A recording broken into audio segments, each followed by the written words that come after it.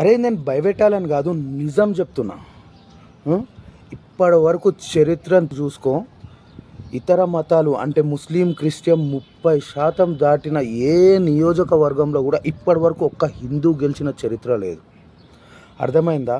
మనం మెజారిటీ నుంచి మైనారిటీకి పడ్డ రోజున ఖాళీ హిందువులే కాదు, ఈ రాజకీయ నాయకులు ఎవరైతే సెక్యులర్ ముసుగేసుకొని ఆ పురుగును పట్టుకొని ఏలాడుతుండ్రో వాళ్ళకు కూడా పుట్టగతులు ఉండయి.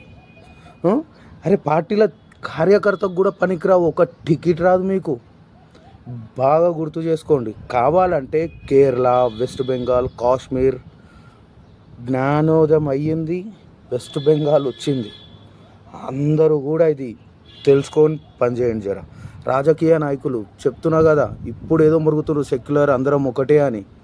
అందరు ఒకటే, ఎవ్వని మతాన్ని గౌరవించుకున్నంత వరకే ఈ గొడవలు అయినంత కాలం, ఒకరి మీద ఒకటి పడ్డంత కాలం, అండ్ నీ మతాన్ని నీ ధర్మాన్ని నువ్వు మర్చిన రోజు.